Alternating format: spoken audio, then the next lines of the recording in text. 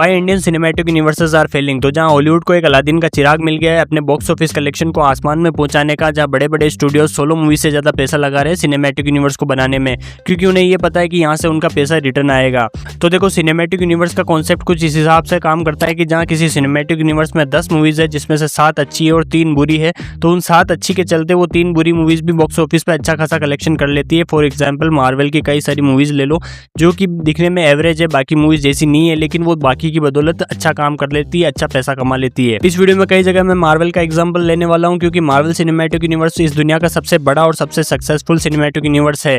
India में ये cinematic universe का कॉन्सेप्ट इतना ज्यादा सक्सेसफुल क्यों नहीं रहा है, ये इस वीडियो में बात करते हैं। लेकिन वीडियो शुरू करने से पहले ये समझ लो कि सीक्वल क्या होता है, प्रीक्वल क्या होता है और सिनेमैटिक यूनिवर्स क्या होता है। जैसे कोई एक ओरिजिनल मूवी आती है और उसके बाद में उसके कई सारे पार्ट्स और आगे आते हैं मेन कैरेक्टर की स्टोरी लाइन को आगे फॉलो करते हुए, तो उसे सीक्वल सीरीज कहा जाता है। इसी तरह अगर किसी ओरिजिनल मूवी आई और आगे चल के उसके पास्ट की कहानी दिखाई जाती है तो उसे प्रीक्वल कहा जाता है। सिनेमैटिक यूनिवर्स का कॉन्सेप्ट कुछ इस तरह समझ लो कि जैसे कोई ओरिजिनल मूवी आई और उसके आसपास कई सारे सपोर्टिंग कैरेक्टर्स थे और आगे चल के उन सपोर्टिंग कैरेक्टर्स के ऊपर वर्टिकल कोई मूवीज आती हैं, तो इस तरह से एक सिनेमैटिक यूनिवर्स बन जाता है। किसी भी सिनेमैटिक यूनिवर्स को एक अच्छा बनाने के लिए सबसे पहला पॉइंट है राइटर का एक होना या फिर राइटर की एक पूरी टीम होना, क्योंकि राइटर ही एक ऐसा आदमी होता है जो कैरेक्टर्स को बनाता है, ताकि उसे पता रहता है कि जो प्रीवियसली उसने कैरेक्टर्स बनाए थे, प्रीवियस जो मूवीज की स्टोरीज लिखी थी, वो आगे आने वाली मूवी से कितनी डिफरेंट होने वाली है, कितनी सिमिलर होने वाली है।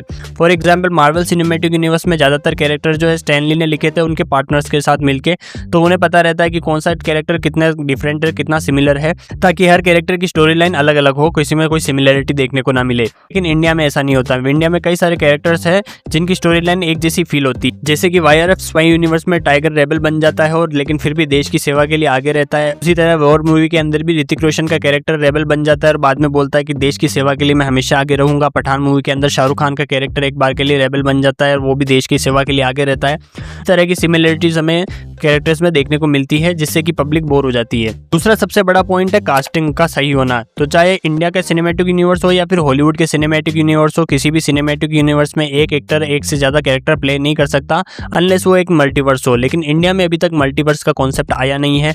लेकिन इंडिया में ये चीज बहुत ज्यादा देखने को मिलती है कि कई सारे एक्टर्स को मल्टीपल रोल्स के लिए कास्ट कर लिया जाता है और ऑडियंस से ये उम्मीद की जाती है कि हम लोग इस चीजों को इग्नोर कर देंगे, लेकिन ये कोई इग्नोर करने वाली चीज है नहीं।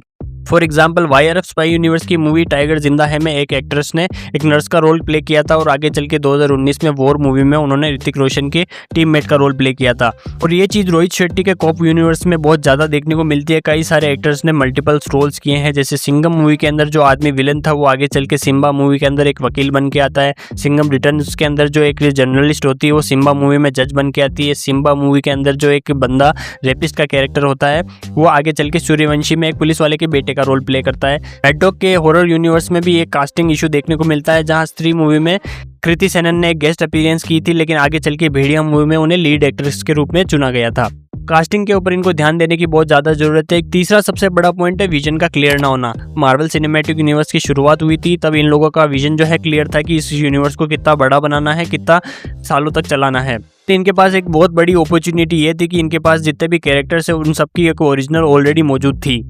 लेकिन इंडियन सिनेमैटिक यूनिवर्स वालों के पास अभी तक भी विजन क्लियर नहीं है कि ये इनका एंड गेम क्या होने वाला है, क्योंकि इनमें से ज्यादातर मूवी जो एक सिनेमैटिक यूनिवर्स का एक ट्रेंड फॉलो करते हुए बना दी गई थी। वाईआरएफ स्पाई यूनिवर्स ले लो, चाहे मेड्डो का हॉरर यूनिवर्स ले लो, चाहे रोहित शेट्टी का कॉप यूनिवर्स ले लो, इनकी सारी मूवीज जो पहले आई थी वो सब सोलो मूवी थी, लेकिन आगे चल के इनको एक्सटेंड कर दिया गया और एक सिनेमैटिक यूनिवर्स क्रिएट कर दिया गया।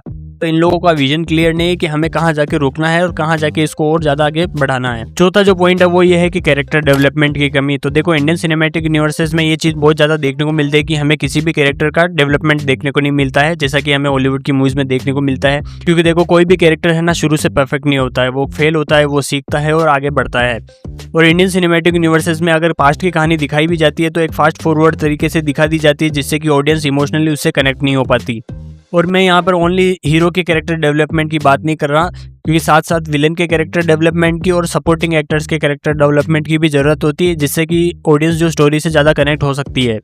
तो इन्हें अपने कैरेक्टर डेवलपमेंट के काम में थोड़ा ध्यान देने की जरूरत है। पांचवा जो सबसे आखिरी पॉइंट वो ये है कि फोर्सफुल कैमियोज और लार्ज एंट्री सीन्स।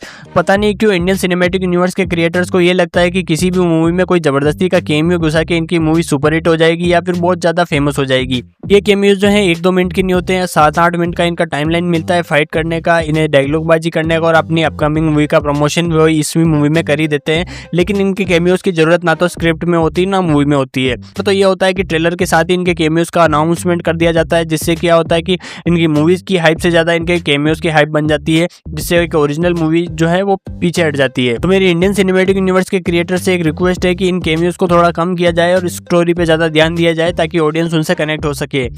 और वैसे भी ये कैमियो वाला कॉन्सेप्ट आज के 10-15 साल पहले यूज किया जाता तो काम भी कर जाता, लेकिन आज की ऑडियंस जो है इम्प्रूव हो चुकी है, उन्हें एक्शन और इन कैमियो से ज्यादा स्टोरी लाइन की जरूरत है, जिससे वो कनेक्ट कर पाए।